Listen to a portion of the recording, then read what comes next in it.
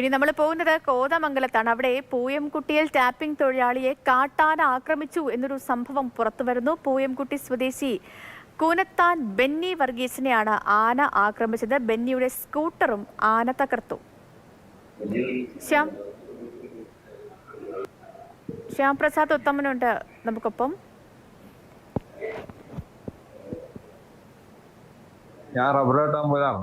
നേരം 6:45 ആദ്യത്തെ ബസ് പോയി, രണ്ടാമത്തെ ബസ് വന്നു കഴിഞ്ഞപ്പോഴാണ് ആന എൻ്റെ പറയാ എത്തണേ. ഞാൻ ആദ്യം നോക്കി, 4 തൊട്ടടുത്ത് വന്നിട്ട് എങ്ങോട്ട് മാറേണ്ടതെന്ന് അറിയാൻ പാടാതെ.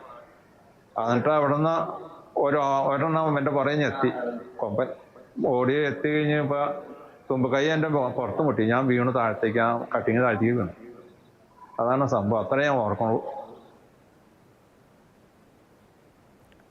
ശ്യാം പ്രസാദ് ഉത്തമൻ ചേരുന്നു നമുക്കപ്പം. ശ്യാം, ദൃശ്യങ്ങളിൽ നിന്ന്, അദ്ദേഹത്തിന്റെ വാക്കുകളിൽ നിന്ന് നമുക്ക് മനസ്സിലാക്കാൻ കഴിയുന്ന കാര്യം വലിയ രീതിയിലൊരു ആക്രമണം തന്നെ ഈ കാട്ടാനയുടെ ഭാഗത്തു നിന്നുണ്ടായി. ആ സ്കൂട്ടറൊക്കെ അങ്ങ് തകർന്ന് നാശമായതായിട്ടാണ് നമുക്ക് ദൃശ്യങ്ങളിലൂടെ വ്യക്തമാകുന്നതും.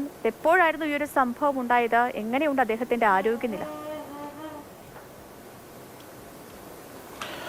ഇന്ന് പുലർച്ചയോടുകൂടിയാണ് ഈ സംഭവം ഉണ്ടാകുന്നത്. പുലർച്ചെ ഈ ബെന്നി റബ്ബർ വെട്ടുവാനായിട്ട് പോകുന്നതാണ്. സ്കൂട്ടറിൽ പോകുന്നതിനിടയിലാണ് ഒരു പറ്റം കാട്ടാനക്കൂട്ടം അവിടെ എത്തിയത്. അതിൽ നിന്ന് ഒരു ആന ക്ഷുഭിതനായി വന്ന് ഈ സ്കൂട്ടറിൽ അടിക്കുകയായിരുന്നു. തുടർന്ന് ബെന്നി ഓടാൻ ശ്രമിക്കുന്നതിനിടയിൽ ബെന്നിക്കും തുമ്പിക്കൈ കൊണ്ട് അടിയേറ്റിട്ടുണ്ട്.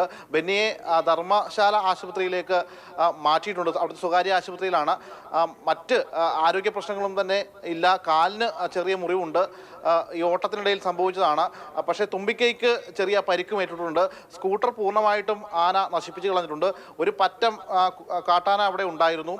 നിരന്തരമായിട്ട് ഈ പ്രദേശങ്ങളിൽ കാട്ടാന ശല്യം രൂക്ഷമാണെന്ന് തന്നെയാണ് പ്രദേശവാസികളും മറ്റും പറയുന്നത്. പുലർച്ചെ സമയമായതിനാൽ തന്നെ ഈ ബെന്നി തന്നെ പറയുന്നുണ്ട്, സാധാരണഗതിയിൽ ആ സമയം ബസ് പോകുന്നതാണ്, ആ സമയത്തൊന്നും അങ്ങനെ കാട്ടാന വരുന്നതല്ല. അതുകൊണ്ട് തന്നെയാണ് രാവിലെ 6:00 ബെന്നി ഈ ടാപ്പിങ്ങിനായിട്ട് വന്നത്.